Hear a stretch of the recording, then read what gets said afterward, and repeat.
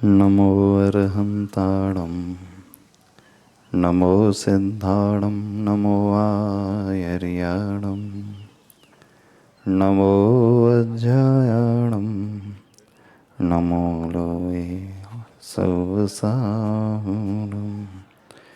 देवादिदेव श्री आदिनाथ भगवान की, संत श्रोमणी आचार्य भगवान गुरुदेव श्री विद्यासागर जी महाराज की, पूज्य आचार्य श्री समय सागर जी महाराज की।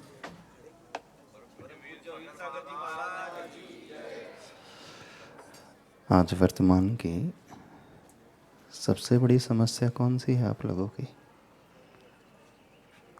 बताना। कॉर्डलेस ले लो वहाँ से।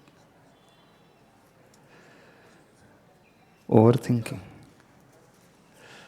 कितने स्टूडेंट्स हैं यहाँ पर जो बैठे हुए हैं इस ओवर थिंकिंग की समस्या से घिरे हुए हैं?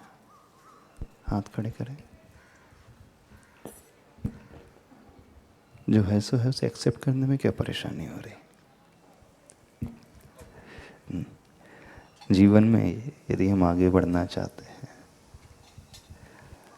अपनी कमियों को ओवरकम करना चाहते हैं, उससे ऊपर उठना चाहते हैं, तो उसकी शुरुआत सबसे पहले स्टेप से होती है। हम उसे स्वीकारना सीखें कि हमारी कमी है। जो व्यक्ति स्वीकारेगा ही नहीं, वो कभी उससे ऊपर नहीं उठ पाएगा। और स्वीकारना भी तब होता है, एक्सेप्ट भी व्यक्ति तब करता है जब वो रियलाइज कर लेता है, महसूस करता है कि हाँ, मेरे साथ ये प्रॉब्लम है। और रियलाइज भी तब करता है जब वो उसे ऑब्जर्व कर पाता है, देख पाता है। क्योंकि जब तक हम अपने आप को देखेंगे नहीं, ऑब्जर्व नहीं करेंगे, तो हम अपनी समस्या को पहचान ही नहीं पाएंगे। पहचान ही नहीं पाएंगे तो वैसे स्वीकार भी नहीं कर पाएंगे। और जहाँ स्वीकार ही का भाव ही नहीं होगा, फिर से ऊपर उठने का भाव तो कभी आ ही नहीं सकता, कभी भी नहीं आ सकता। यदि कोई बीमार व्यक्ति स्वस्थ होना चाहता है तो सबसे पहले उसे पता होना चाहिए कि मैं बीमार हूँ। यदि उसे पता ही ना हो मैं बीमार हूँ, तो कभी डॉक्टर के पास जाएगा नहीं, कभी वो दवाई लेगा नहीं, और कभी वह स्वस्थ हो नहीं पाएगा। तो पहली सीढ़ी होती है, जो भी हम अपने जीवन में अपना इम्प्रूवमेंट करना चाहते हैं, हर एक क्षेत्र में अवेयरनेस, जागरूकता। अपने आप को अवेयर करें, अपने आप को जागरूक बनाएं। अपने आप को जागरूक वही बना सकता है जो अपने आप को देखता हो, जो अपने आप का अध्ययन करता हो। तो आप में से कितने लोग ऐसे हैं जो अपने बारे में अध्ययन करते हैं? बताना। कितने स्टूडेंट्स ऐसे हैं जो अपनी हैबिट्स को, अपनी आदत को देखते हैं, समझते हैं? कभी आपने अपने आप को देखा? अपने आप को देखने का अर्थ आईने में नहीं देखना। आईने में तो व्यक्ति रोज देख ही लेता है। आईना जब देखता है तो वो सिर्फ अपना चेहरा देखता है, फेस देखता है। अपने आप को देखना, जो हमारा चेहरा भीतर के भाव दिखा रहा है, उसे देखना। अपने आप को देखना, अपने आप को पहचानने का अर्थ है अपनी कमियां और अपनी अच्छाइयां, उसे पहचानना। कहाँ हम लैग कर रहे हैं उसे जानना। तो कितने लोग अपनी कमियों को पहचानते हैं? जानते हो? टाइम मिल जाता अपने आप को देखने का? आईने में देखने का तो टाइम बहुत मिलता होगा, खैर आज के ज़माने में आईने की भी आवश्यकता नहीं, सबके हाथ में मोबाइल तो है।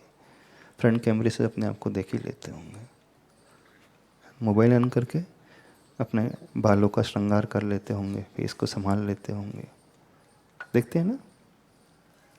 पहले के ज़माने में लोग मिरर रखते थे, आईने में जा कर के अपना चेहरा देखते थे। अब टेक्नोलॉजी बड़ी एडवांस हो गई है, जब चाहे जहाँ चाहे हर व्यक्ति अपने फेस को देख सकता है। तो जितनी जागरूकता आप अपने फेस को देखने के लिए रखते हो, काश उतनी ही जागरूकता अपने आप को देखने के लिए रखो, तो कहना ही क्या। एक बात और पूछना चाहते हैं, दिन भर में आप कितने बार अपने फेस को देखते हैं? गर्ल्स जो है उनसे पूछ रहे हैं, दिन भर में कितने बार आईना देखते हैं अथवा मोबाइल देखते हैं फ्रंट कैमरे से? एक ही बार, 2 बार, 3 बार, कितने बार? जब भी रूम से बाहर निकलते होंगे, बाहर निकलने के पूर्व व्यक्ति अपने बाल सेट कर रहा है, अभी बाल सेट कर रहे थे ना, हाँ? बाहर निकलने के पूर्व वो अपना चेहरा व्यवस्थित कर लेता है, चेहरा धो लेता है कि थोड़ा सा अच्छा लगना चाहिए, ठीक ठाक लगना चाहिए, भले चेहरे में कुछ नहीं दिखाने लायक, हाँ? फिर भी जो भी है, जैसा भी है, उसे वह व्यवस्थित बनाने की कोशिश करता है। होना भी चाहिए, अपीयरेंस मैटर तो करता है, करता है। तो जितना बाहरी अपीयरेंस की आप चिंता करते हैं, भीतरी अपीयरेंस की चिंता कितने लोग करते हैं? जितना फिजिकल अपीयरेंस की चिंता करते हो, उसके प्रति जितनी जागरूकता रहती है, अवेयरनेस है आपके भीतर, उतनी अपनी इंटरनल अपीयरेंस की अवेयरनेस कितने लोगों को है? अब आप कहो कि महाराज जी कॉलेज में तो सब्जेक्ट ही नहीं है, सिलेबस में नहीं है सब्जेक्ट। हाँ तो क्या है सिविल सिलेबस में? क्या है? ईडी है, मैकेनिकल है, सीएस है, मैथमेटिक्स है, और क्या इलेक्ट्रॉनिक्स है, कौन कौन से सब्जेक्ट्स हैं? फिजिक्स है, हाँ बस यही सब्जेक्ट्स हैं, लेकिन अपने आप को देखने के वाले सब्जेक्ट नहीं है। तो अपने आप को देखने के लिए, अपना आकलन करने के लिए कोई बुक को पढ़ने की आवश्यकता नहीं पड़ती है, पड़ती है आवश्यकता? अपना चेहरा देखने के लिए कोई बुक पढ़ करके आपने सीखा है? नहीं सीखा। ये तो हर व्यक्ति जन्म से ही संस्कार पा ही जाता है, पेरेंट्स उसे सिखा ही देते हैं, उसके मैनर्स उसे बता ही देते हैं। तो वैसे ही जिंदगी को अति अच्छा बनाना चाहते हो, ऊपर उठाना चाहते हो, उसकी शुरुआत होती है अवेयरनेस से, उसकी शुरुआत होती है सेल्फ एनालिसिस से, आत्म अवलोकन से, स्वयं का अध्ययन करने से। तो फिजिकल अपीयरेंस के लिए आपके पास मिरर है, सेल्फ एनालिसिस के लिए आपके पास क्या है?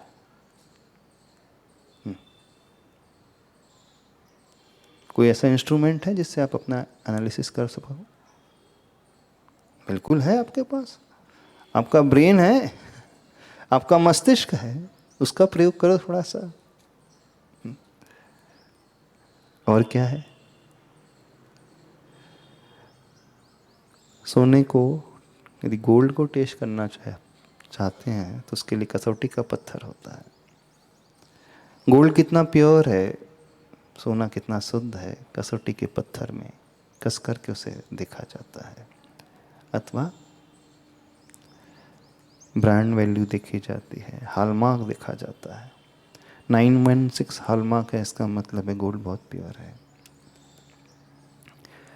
ऐसे ही अपने आप को कसने के लिए, अपने आप को देखने के लिए कुछ होता है। क्या होता है बताओ, क्या होता है? गुरु, कोई बुक? अभी बहुत बड़ी बात नहीं कर रहे हैं, छोटी सी बात कर रहे हैं। इतना तो व्यक्ति अपने आप को पहचान ही लेता होगा कि जो मुझे आगे नहीं बढ़ने दे रहा है वो क्या है, जो बार बार मुझे डिस्ट्रैक्ट करता है वो क्या है, जो बार बार मुझे परेशान करता है वो क्या है, जो बार बार मुझे फेल कर देता है वो क्या है। कुछ आपके ड्रॉबैक्स होंगे, है ना, कुछ आपकी कमियां होंगी। तो जीवन में सबसे पहले हम अपनी कमियों को खोजना सीखें। जब आप पूजा करते हैं उसमें एक पंक्ति आती है, बिन जाननते दोष गुणन को कैसे तजिए गहिए। अर्थात जब तक हम दोष क्या है और गुण क्या है इसे जान नहीं लेंगे तो दोषों को हमें तजना यानी त्यागना है और गुणों को ग्रहण करना है, कैसे आएगा। कितने लोग गाड़ी चलाते हैं, मोटरसाइकिल चलाते, बच्चों आती, स्कूटी चलाते। जब आप स्कूटी अथवा मोटरसाइकिल चलाते हैं रोड पर तो क्या देखते हैं, सामने किसे देखते हैं? अपनी गाड़ी को देखते हैं? नहीं, किसे देखते हैं? रोड देखते हैं। रोड की बनावट देखते हैं? नहीं, क्या देखते हैं? ट्रैफिक तो नहीं है कहीं, टर्न तो नहीं है, कोई गड्ढा तो नहीं है, ऐसी है ना। यानी रोड में आने वाले रोड ब्लॉक्स को देखते हैं।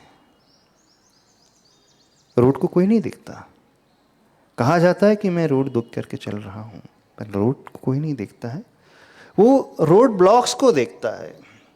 कौन से बैरियर आ जाएंगे जिससे उसको स्पीड कम करना पड़ता है। स्पीड ब्रेकर आ जाता है तो आप अपनी स्पीड कम कर लेते हो। सामने कोई गाड़ी चल रही है उसे देखते हो तो अपने गाड़ी का ब्रेक लगा लेते हो, स्पीड स्लो कर लेते हो। एकदम ऑल ऑफ सडन कोई टर्निंग आती है तो भी आप अपनी स्पीड को कंट्रोल कर लेते हो। कोई पशु आ जाए, गाय आ जाए तो एकदम ब्रेक दबा देते हो। कोई बच्चा आ जाए तो व्यक्ति एकदम एकदम ब्रेक दबा देता है।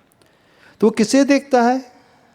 जब भी आप ड्राइव कर रहे हो तो हमेशा उस रोड में आने वाले व्यवधान को देखते हो, बैरियर्स को देखते हो। क्योंकि जब तक दृष्टि बैरियर्स की ओर नहीं रहेगी, रोड ब्लॉक्स की ओर नहीं होगी, तब तक आप अपनी सेफ्टी को कर भी नहीं सकते। हैवी ट्रैफिक आ रहा है तो स्पीड कम कर दिया आपने। ट्रैफिक को देखकर स्पीड क्यों कम की? नहीं तो एक्सीडेंट हो जाएगा। 100 की स्पीड में चलाते रहो, ट्रैफिक बहुत है तो एक्सीडेंट होने की पॉसिबिलिटी है। कोई पहाड़ी आ रही, घाटी आ रही है, टर्न आ रहा है, घाट आता है हाईवेज में, तो भी स्पीड कम कर देता है। क्यों? चांसेस एक्सीडेंट के बहुत ज़्यादा रहते हैं। तो वो जो स्पीड को कंट्रोल किया जाता है वो सिर्फ अपनी सेफ्टी के लिए किया जाता है, अपने बचाव के लिए किया जाता है, अपनी रक्षा के लिए किया जाता है, अपने आप को सुरक्षित अपनी डेस्टिनेशन तक पहुंचाने के लिए किया जाता है। तो लाइफ में हमेशा रोड ब्लॉक्स को देखा जाता है आगे बढ़ने के लिए। देखा जाता है? नहीं देखा जाता। जब आप कपड़े धोते हैं तो क्या देखते हो? कपड़े में लगा हुआ मैल देखते हो कि कपड़ा में लगी हुई सफाई देखते हो? जहां साफ है उस कपड़े को नहीं देखोगे, स्थान को। कौन सा देखोगे स्थान? गंदा कहां पर है वहीं साबुन का प्रयोग करता है। जब नहाते हो, स्नान करते हो, तो जहां पसीना आ रहा है, जहां गंदगी है, जहां मैल है, वहीं सोप का प्रयोग किया जाता है। देखना, चाहे कोई भी क्षेत्र क्यों ना हो, सफाई की बात की जाती है, उद्देश्य सफाई का है, उद्देश्य स्वच्छता का है, और ध्यान गंदगी पे रहता है। स्वच्छ भारत अभियान चलता है, रोज झाड़ू लगती है, तो सड़क पे झाड़ू लग रही है, कहीं पे भी झाड़ू लग रही है, तो झाड़ू में क्या हटाया जाता है? कचरा ही हटाया जाता है। जो भी झाड़ू लगाता है वो सिर्फ कचरे की ओर दृष्टि रखता है, कचरा कहाँ है, मुझे वहाँ साफ करना है। तो देखिए, जब भी हम सफाई की बात कर रहे हैं, कुछ पाने की बात कर रहे हैं, ऊपर उठने की बात कर रहे हैं, तो दृष्टि हमेशा उस कचरे की ओर, गंद कपड़े की बात हो तो गंदगी की ओर है, शरीर की बात है तो शरीर में लगे हुए मैल की ओर। और रही बात अब मन की, यदि हम मन को स्वस्थ बनाना चाहते हैं, मन को मजबूत बनाना चाहते हैं, तो हमें कहाँ देखना होगा? बताइए, कहाँ देखना होगा? बोलो तो सही।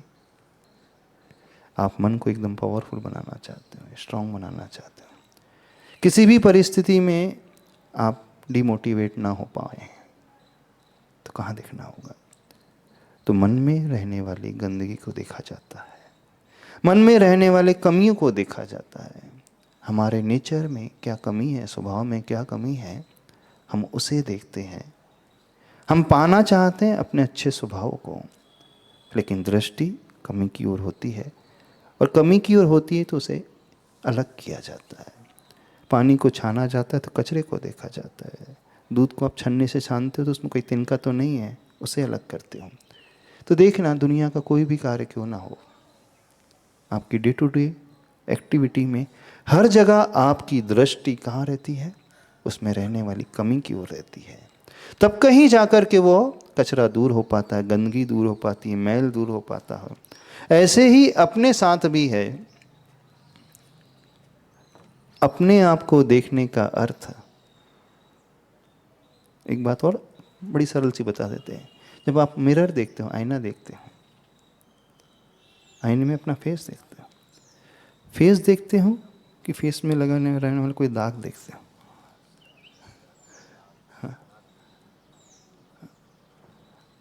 चेहरे को देख करके, आईने में आने वाले प्रतिबिंब को देख करके साफ क्या करते हो?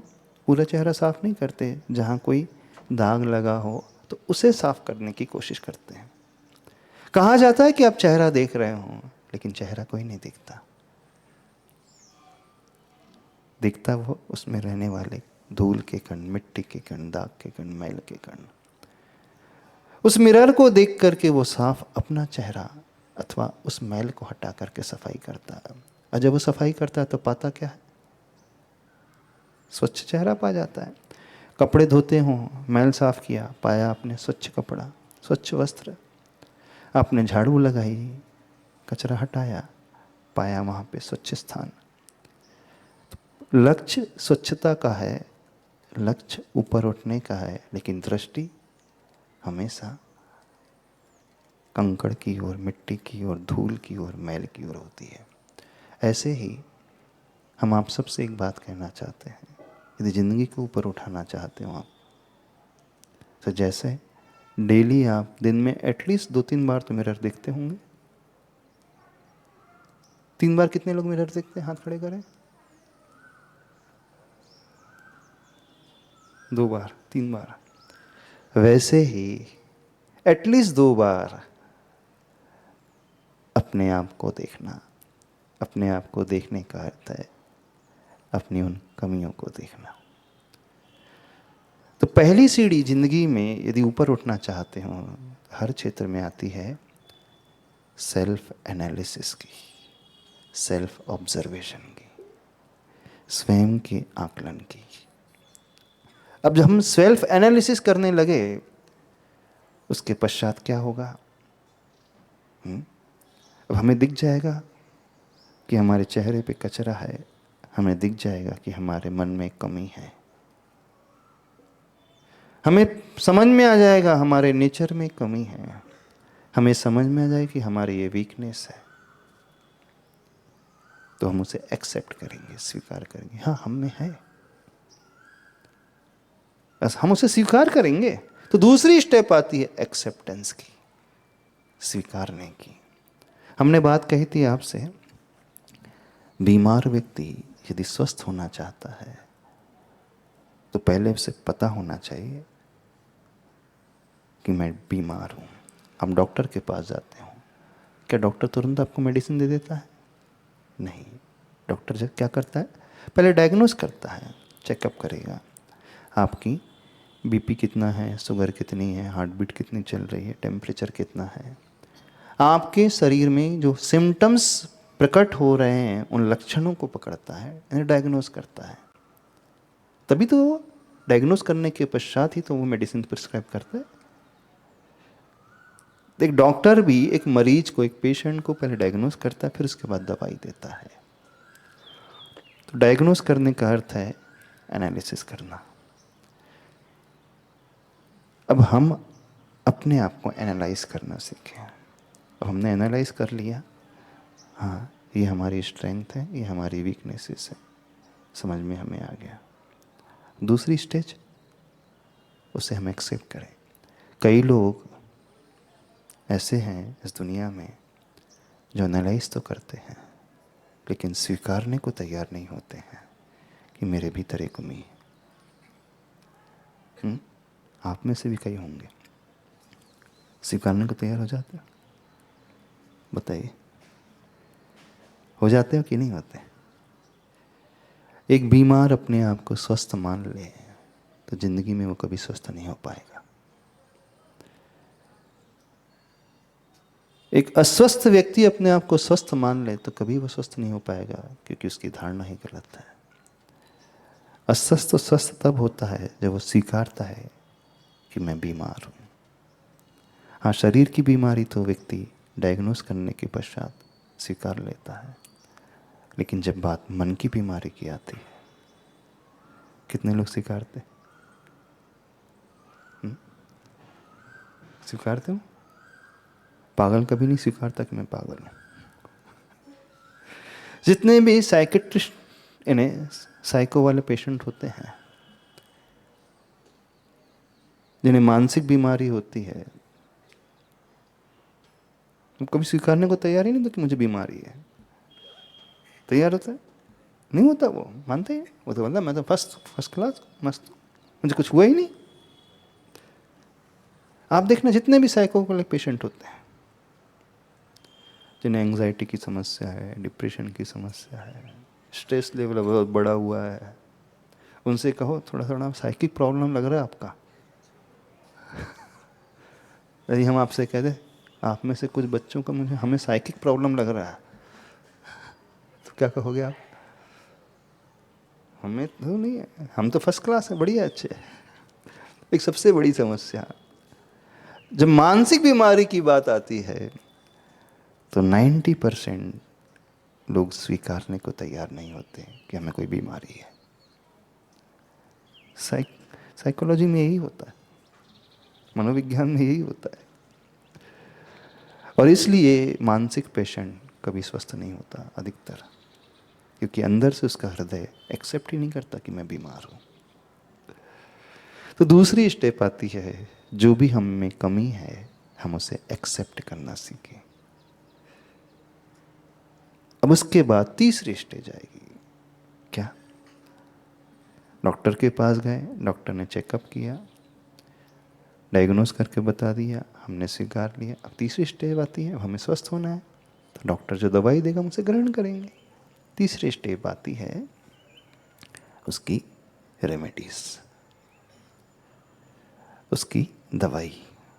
अब जब हम उसे ग्रहण करेंगे तो हमें स्वास्थ्य का लाभ होगा, चाहे वो शारीरिक स्वास्थ्य हो, चाहे फिर वो मानसिक स्वास्थ्य हो। ठीक है? अब आप सबसे पूछना चाहते हैं, आप लोगों की सबसे बड़ी समस्याएं कौन कौन सी है? अब पॉइंट में हम आ रहे हैं, बोलिए कौन सी प्रॉब्लम है? Over thinking. कितनों को ओवर थिंकिंग की प्रॉब्लम है? तो हाथ खड़े करें।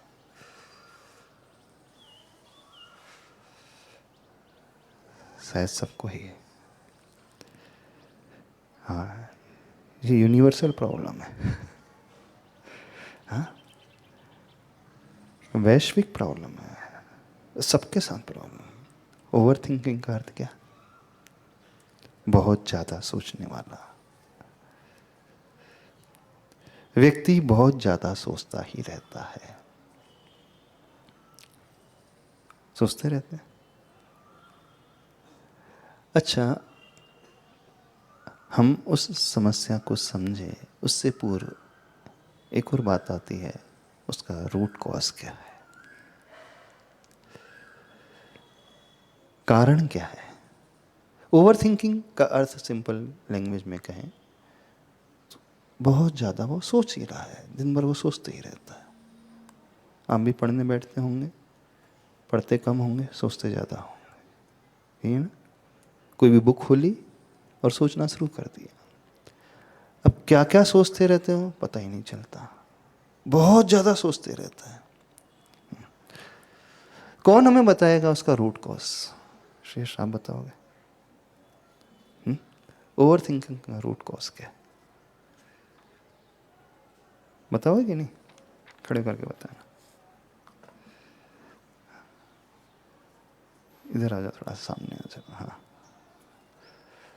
देखो अभी हम यहाँ प्रवचन नहीं दे रहे हैं, यदि आपको लग रहा है कि हम प्रवचन दे रहे नहीं। हाँ,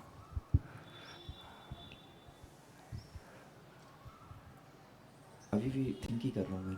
अच्छा, ओवर थिंकिंग के बारे में थिंक कर रहे हो ऐसा और उसके रूट का उसके बारे में थिंक कर रहे हो। महाराज, हम किसी चीज़ में अटक गए अगर ऐसा लगता है तो, और उस पे हम उसी पे विचार करते जा रहे हैं, बाहर नहीं निकल रहे हैं, और कंसंट्रेशन का लैक भी मुझे ऐसा नहीं, फील ये तो होता है। बता दिया आपने, ये सिम्टम्स हैं, लक्षण है कि ओवर थिंकिंग में होता क्या है। व्यक्ति वहीं फंस जाता है, उस लूप में ही फंसा रहता है, उस जाल में ही वो उलझा रहता है, उससे बाहर नहीं निकल पाता।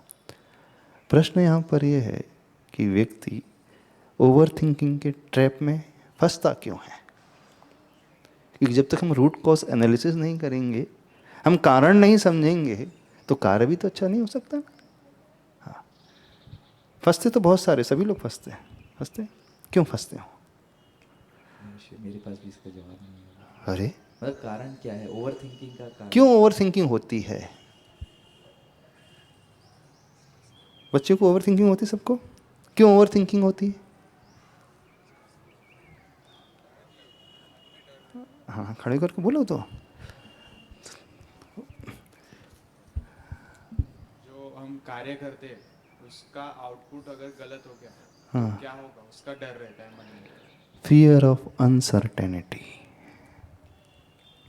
जो हम सोच रहे हैं कहीं ऐसा होगा कि नहीं होगा, हम पढ़ाई कर रहे हैं रिजल्ट आएगा कि नहीं आएगा, हम प्रिपेयर कर रहे हैं प्लेसमेंट होगा कि नहीं होगा, हम मेहनत कर रहे हैं कहीं ऐसा ना हो जाए, कहीं वैसा ना हो जाए, कहीं गलत रिजल्ट ना आ जाए।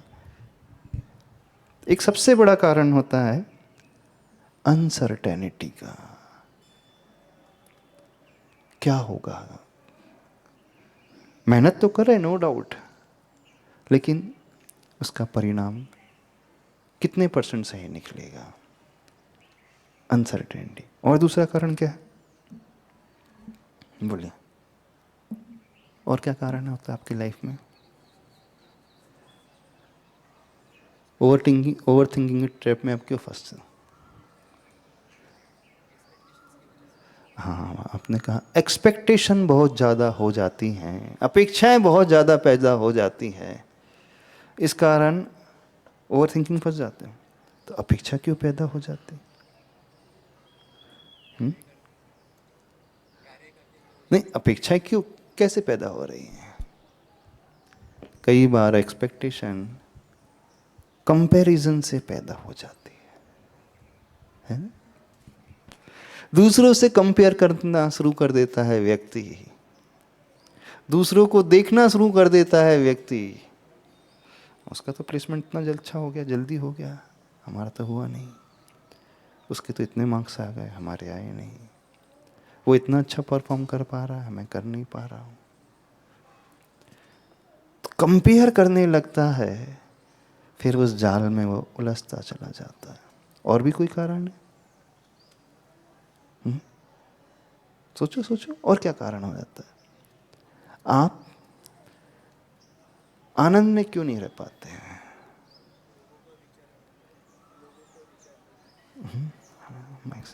कॉर्डलेस से बोलना। देखो, हम आपके मन की बात हेलो। निकलवाना चाहते हैं। जब तक आप इस प्रकार से सोचना नहीं शुरू करोगे, आप समझ नहीं पाओगे। लोगों का विचार करते हैं महाराज जी। लोगों का विचार, लोगों को क्या विचार करते हैं? मतलब हमने जो कार्य किया उसके बारे में लोग क्या कहेंगे, अच्छा, लोग क्या उसकी। कहेंगे, लोग क्या सोचेंगे, उसका विचार आ जाता है। तो इस कारण फिर बहुत ज़्यादा ओवर थिंकिंग होने लगती है। Very good. और भी कोई कारण है? हाँ बोलिए।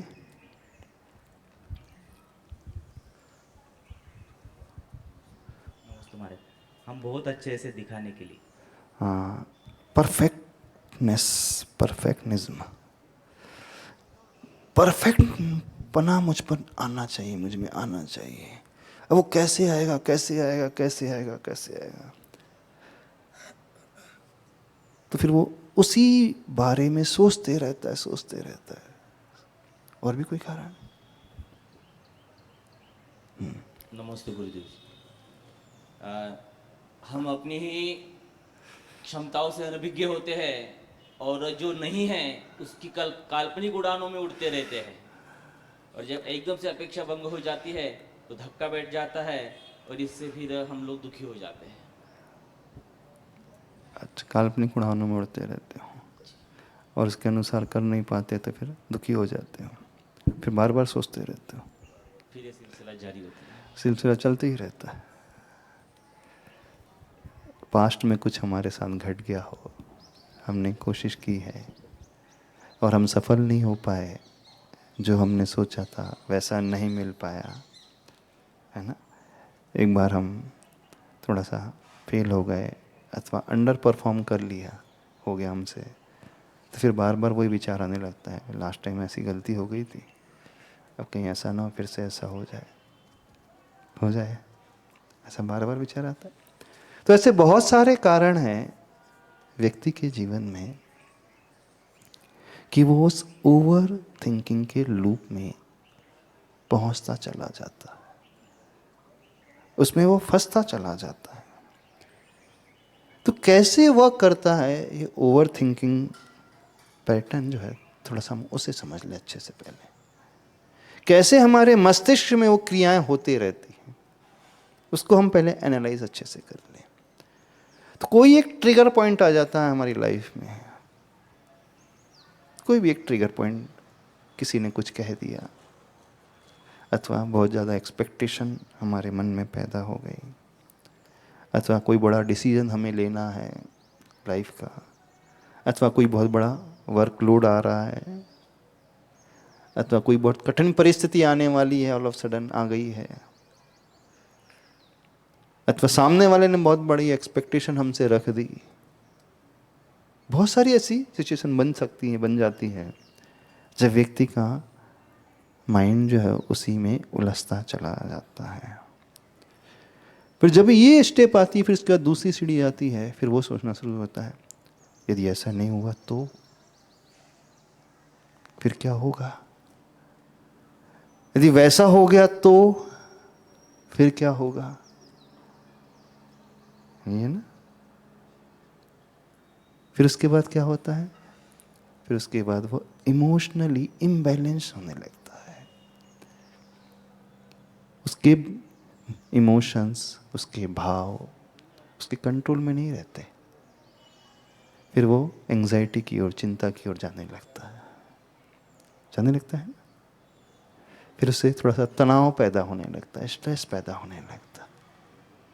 फिर क्या होता है बताइए तो सही। सबके साथ घटता है, घटता तो सबके साथ है, लेकिन सोचा ही नहीं इसके बारे में होता क्या क्या है, होता क्यों है और होता क्या है, कैसे होता है, प्राय व्यक्ति सोचता ही नहीं। कोशिश करे सोचने की।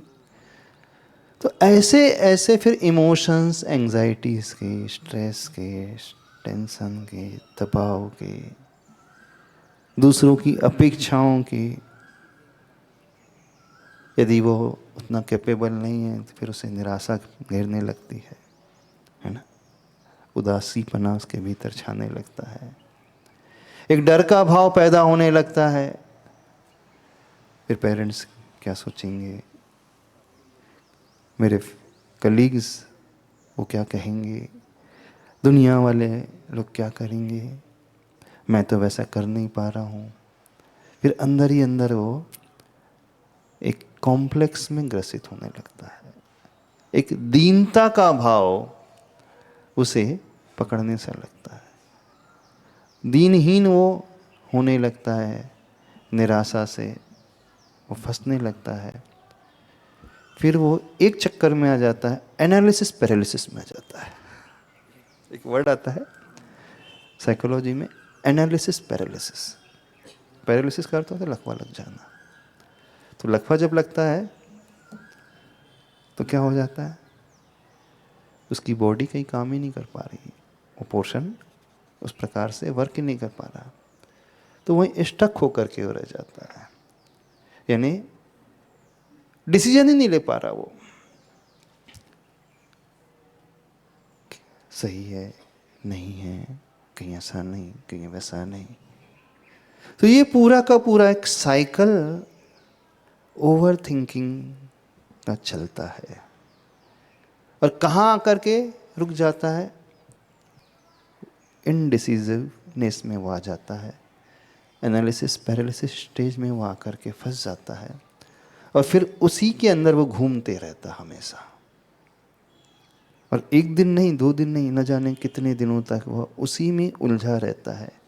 ये तो हो गई एक ट्रिगर की बात, एक घटनाक्रम की बात उसके साथ इस प्रकार से घटित हो जाती है। ऐसे होता है ना कि नहीं होता? हमारी बात समझ में आ रही, नहीं समझ में आ रही?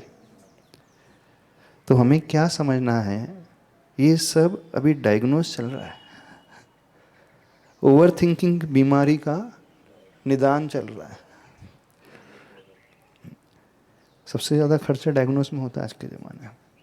एक्सरे कराओ, सीटी स्कैन कराओ, एमआरआई कराओ, ब्लड टेस्ट कराओ, शुगर टेस्ट कराओ, एलएफटी टेस्ट कराओ, फिर ये टेस्ट कराओ, फिर टीएमटी टेस्ट कराओ, फिर ये कराओ, यही होता है। और इसमें हजारों नहीं लाखों निकल जाए। हाँ, आज के ज़माने में सबसे महंगी ब्रांच है मेडिकल में रेडियोलॉजी, करोड़ों में जाती है। हाँ, सबसे ज़्यादा खर्चा है रेडियोलॉजी टेस्टिंग में ही जाता है। बीमारी तो छोटी होती है, इतनी लंबी चौड़ी टेस्ट कर रहा हूँ, फिर उसके बाद पता चला कुछ है ही नहीं, फिर डॉक्टर और घबरा देता है। वो टेस्ट भी ज़रूरी है, यदि वो टेस्ट नहीं कराया, फिर कुछ पकड़ में नहीं आया तो कुछ हो गया तो भी ये कराओ, फिर एमआरआई भी कराओ, फिर पेट स्कैन भी कराओ, कहीं स्टोन तो नहीं है, हाँ, कहीं सूजन तो नहीं आ रही है, कहीं फैटी लीवर की शिकायत तो नहीं हो रही है, फिर कहीं विटामिन डी, विटामिन B12 इसकी डेफिशिएंसी तो नहीं हो रही है, ये भी टेस्ट करा लो। तो पूरा का पूरा उसका खर्चा और पूरा समय सिर्फ टेस्टिंग में ही चला जाता है। लेकिन वो भी जरूरी है, क्योंकि जब तक प्रॉपर डायग्नोस नहीं होगा तो डॉक्टर भी दवाई कैसे देगा। ऐसे ही हमें भी अपना डायग्नोस करना चाहिए, अपना पूरा का पूरा एनालिसिस अच्छे से करना चाहिए। तो हमने समझा ओवर थिंकिंग की समस्या का रूट कॉज हमारे ही भीतर रहने वाली वो अनसर्टेनिटी की भावना, वो दूसरों से कंपेयर करने की भावना, कुछ पास्ट एक्सपीरियंस हमारे साथ असफलता का हो जाता है तो एक शॉक सा लग जाता है, तो व्यक्ति उस कारण निराशा में डूब जाता है। फिर लोगों की बहुत ज़्यादा एक्सपेक्टेशन, तो एक युव भाव हो जाता है उत्पन्न। फिर वो स्वयं के प्रति डाउटफुल हो जाता है, उसका कॉन्फिडेंस बहुत वीक हो जाता है। जिसका आत्मविश्वास बहुत कमज़ोर होता है ना, वो बहुत ज़्यादा सोचता रहता है, मैंने एडमिशन तो ले लिया हूँ, घर बार छोड़ कर के यहाँ तो आ गया हूँ, अब 2 साल तो हो गए हैं, 3 साल तो हो गए हैं, अब पता नहीं कैसे होगा, क्या होगा। शायद सबके साथ होते रहता है। फिर इससे वो ऊपर उभर ही नहीं पाता। चलो, ये तो हो गए निदान, डायग्नोसिस, समस्या है। अब इसका इलाज क्या है, रेमेडी की हम बात करते हैं। मूल तो अपने लिए वही है, इससे ऊपर उठने का तरीका क्या है? आपको क्या लगता है, यदि हम ओवर थिंकिंग को ओवरकम करना चाहते हैं तो हमें क्या करना चाहिए? क्या करना चाहिए, बता सकते हैं? यदि उसे समझना है तो उन लोगों को समझो जिन्हें कभी ओवर थिंकिंग नहीं होती है, जो हमेशा बिंदास रहते हैं, हमेशा आनंद में रहते हैं, हमेशा टेंशन फ्री में रहते हैं। तो बड़ा अच्छे से आसानी से रास्ता मिल जाएगा। हाँ बोले शेष। हर्षु भाई माइंड डाइवर्ट कर सकते हैं, जैसे आपके पास आ गए गुरुओं का सानिध्य मिल गया, तो एक ये तरीका है कि उस समय के लिए तो कम से कम ओवर थिंकिंग धीरे धीरे स्टॉप हो जाती है, वो कंटिन्यू प्रोसेस रुक जाती है वहाँ पे। बहुत अच्छा। और भी कोई रास्ता? अपनी एक्सपेक्टेशंस को कम करना, अपनी एक्सपेक्टेशन को कम करना, जिसके कारण हम थिंक कर रहे थे। और भी कोई रास्ता? लोग क्या कहेंगे इस बारे में, अब इस चीज़ का जो चिंतन रहता है इसको थोड़ा सा कम करना, लोग तो कहते ही रहेंगे। लोग तो कहते ही रहेंगे। Very good. और भी कुछ है? हम आपसे निकलवाना चाहते हैं पहले तो। आप बोलो, मुझसे कोई बोलोगे? महाराज जी ध्यान करना, मेडिटेशन। हाँ, मेडिटेशन बहुत अच्छा उपाय है। सोना। सोना, हाँ सही बात है। फिजिकल रेस्ट भी बहुत अच्छा उपाय है। अपने बारे में पॉजिटिव थिंकिंग करना, ना कि निगेटिव। हाँ, पॉजिटिव एफर्मेशंस अपने भीतर लेकर के आना। हाँ, वो पीछे अंकल कुछ कहना चाह। हाँ, उन्होंने एक बात कही, वर्तमान में जीने की आदत डालें। ओवर थिंकिंग में व्यक्ति कभी वर्तमान में नहीं जीता है। जो व्यक्ति हमेशा वर्तमान में जिएगा उसे कोई फर्क नहीं पड़ता। ओवर थिंकिंग करने वाला व्यक्ति हमेशा भविष्य में ही उलझा रहता है, इफ एंड बट में ही उलझा रहता है। यदि ये नहीं हुआ तो क्या होगा, कैसे होगा, कब होगा, कितना होगा। तो उसका सबसे पहला, सबसे बढ़िया उपाय होता है वर्तमान में अपने जीवन को जीना सीखें। हर हाल में हम वर्तमान में रहें। अब प्रश्न फिर खड़ा होता है, ये कैसे संभव होगा कि हमें भविष्य की चिंता ना सताए?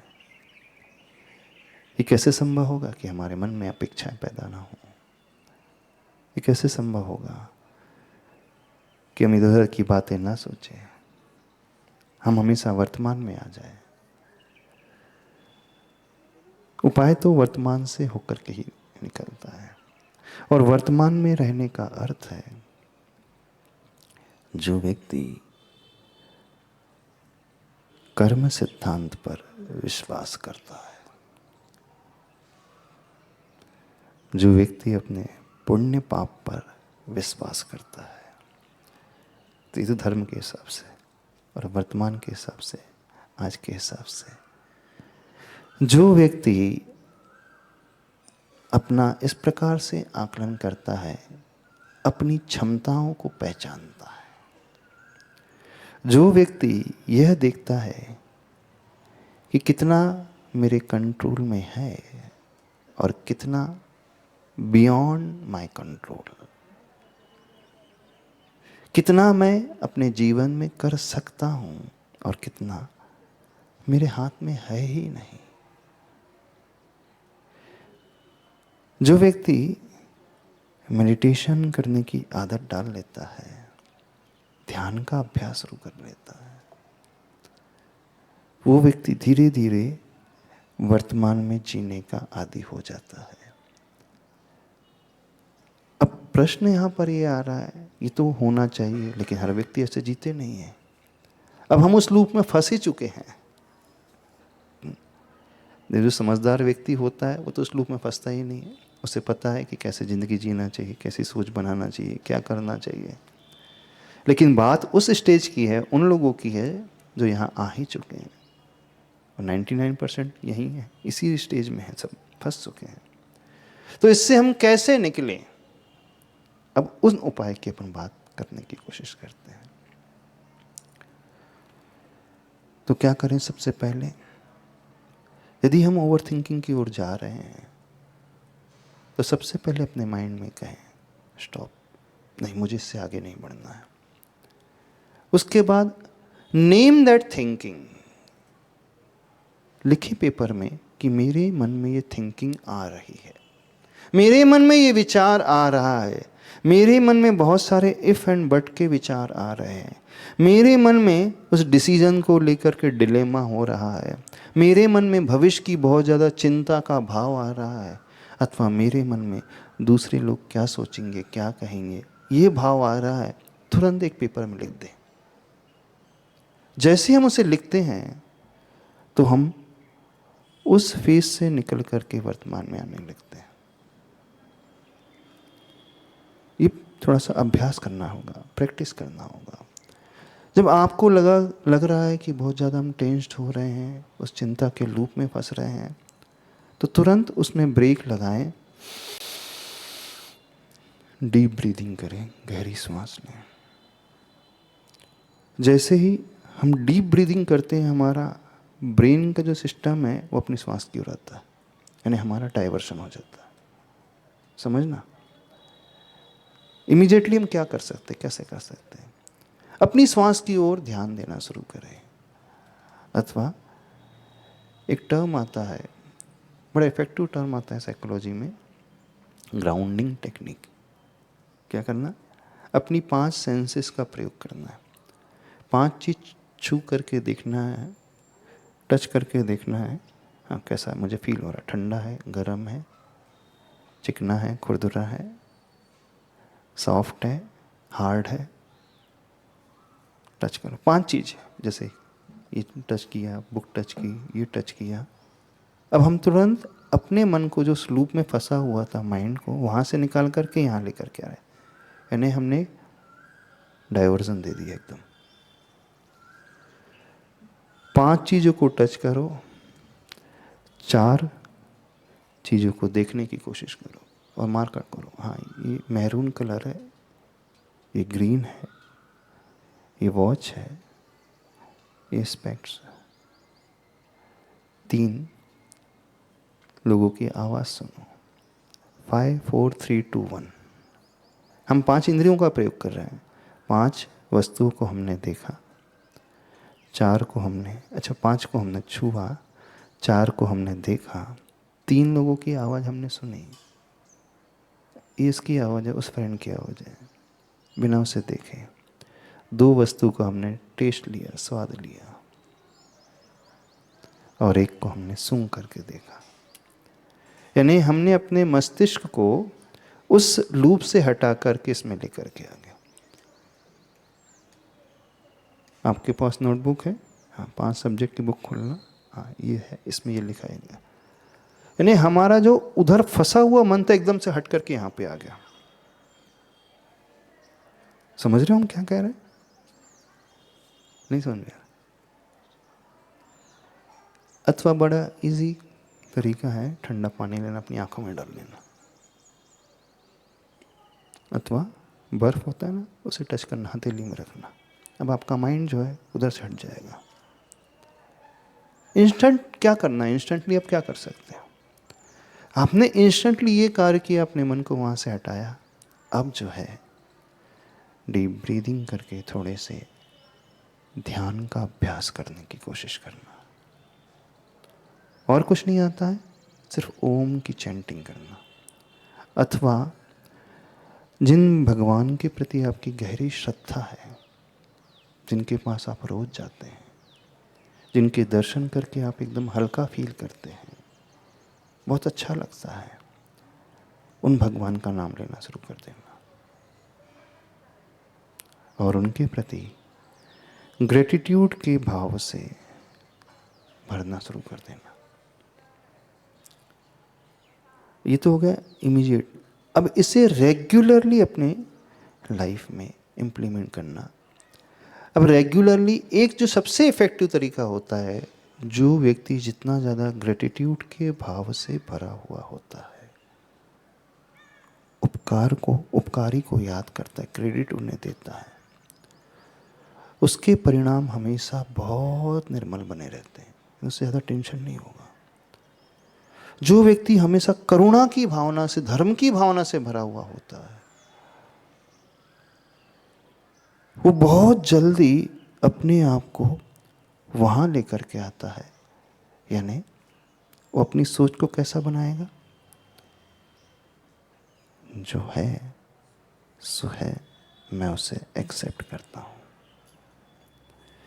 मुझे अपने कर्म सिद्धांत पर, अपने पुण्य पाप पर विश्वास है।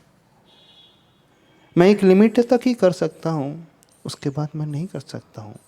तो जो होगा मैं उसे एक्सेप्ट करूंगा। जो ऐसी मानसिकता बनाता है,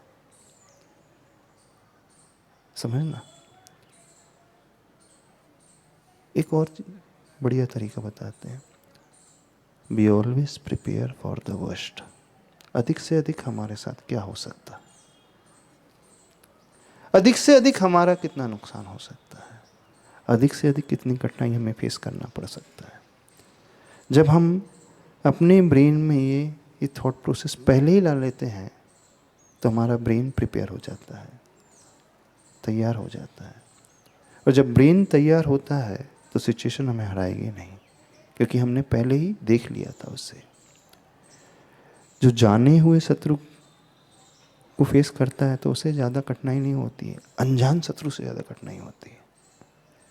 जिसे हम जानते हैं, जिससे हम फैमिलियर हैं, तो उसको फेस करने में ज़्यादा कठिनाई नहीं होती है। तो अधिक से अधिक क्या होगा, आपके परसेंट कम ही तो आएंगे। अधिक से अधिक क्या होगा, पहले अटेम्प्ट में रिजेक्शन ही तो मिलेगा। अधिक से अधिक क्या होगा, वो मुझे सिलेक्ट नहीं करेगा। अधिक से अधिक क्या होगा, वो मेरी प्रशंसा नहीं करेगा। इतना ही होगा ना, इससे ज़्यादा तो कुछ नहीं होगा। हम मेंटली यदि इस प्रकार से अपने आप को प्रिपेयर कर लेते हैं, हमें कभी शॉक नहीं लगेगा, झटका नहीं लगेगा।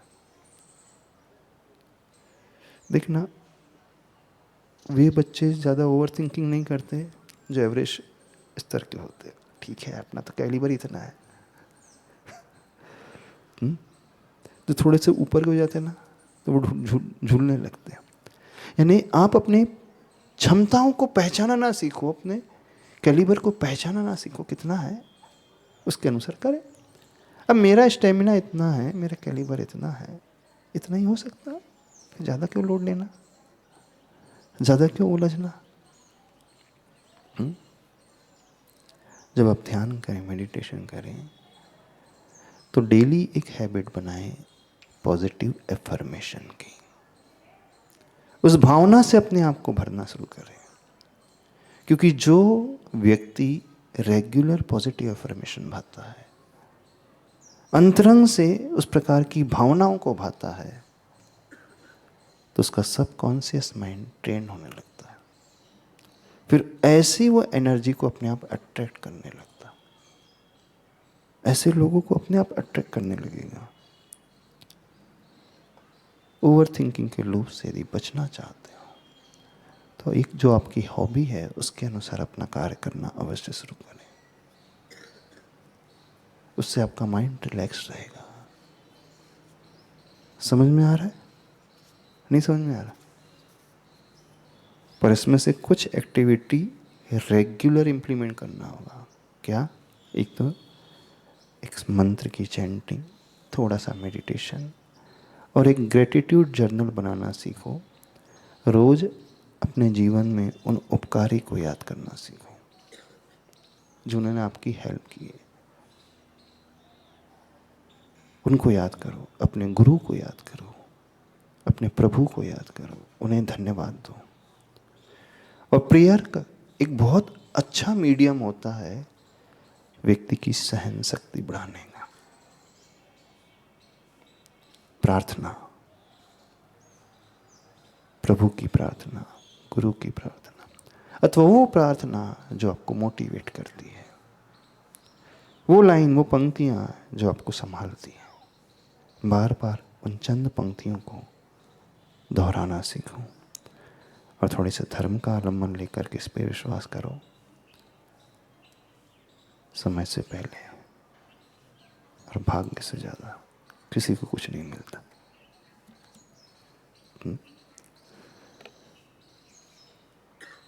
उससे ज़्यादा कुछ नहीं मिल सकता, टाइम से पहले भी नहीं मिलेगा।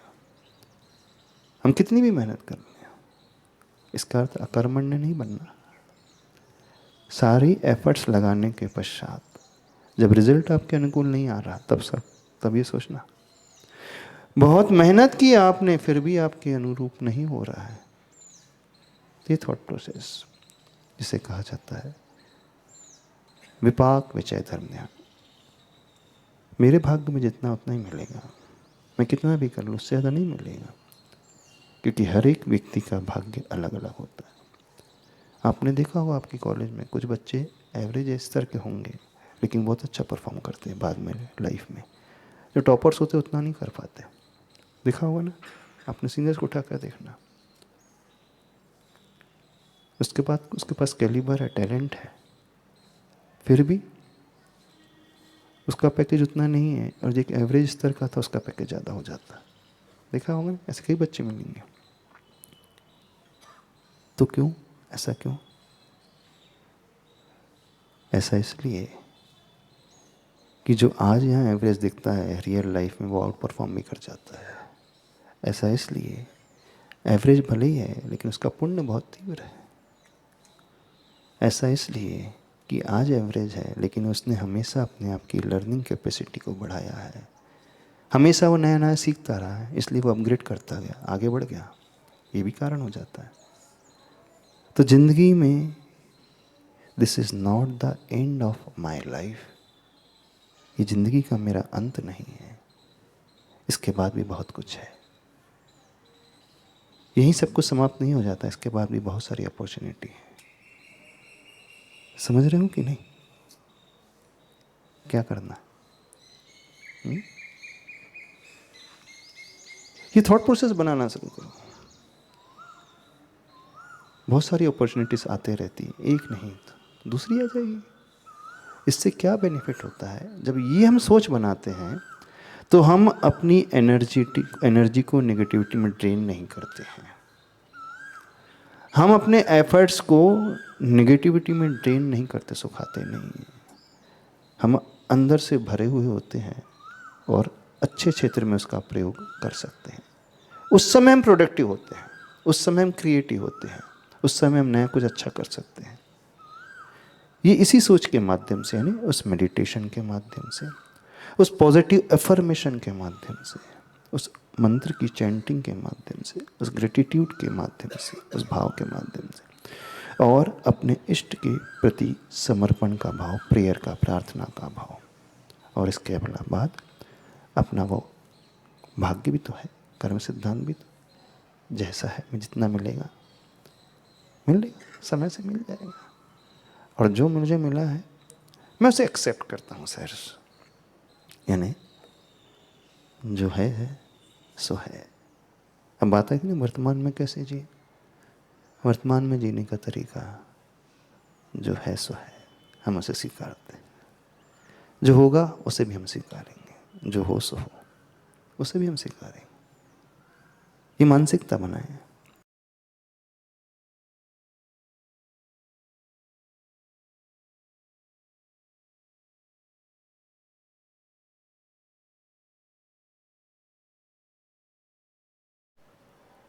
इसका अर्थ ये नहीं कि हम भाग रहे हैं, इसका अर्थ ये है कि हम उस सिचुएशन को एक्सेप्ट कर रहे हैं और हम नए सिरे से एक नई तैयारी कर रहे हैं, कुछ अच्छा करने की, अलग क्षेत्र में करने की। तो उससे हम दीनता के भाव में नहीं आएंगे, निराशा हमें नहीं घेरेगी, हम एकदम सुसाइडल थॉट वाले में नहीं आएंगे, रेंज में हम एक कोई कॉम्प्लेक्स से नहीं भरेंगे, हम उस ओवर थिंकिंग के ट्रैप में ज़्यादा नहीं उलझेंगे, उससे बाहर निकल जाएंगे। क्योंकि ज़िंदगी में हर व्यक्ति पहले ही अटेम्प्ट में सक्सेसफुल नहीं होता, और जितने भी सक्सेसफुल होते हैं लोग कई अनसक्सेस देख करके सक्सेसफुल बनते हैं, कई फेलियर देख करके उन्होंने अपने जीवन में सफलता पाई।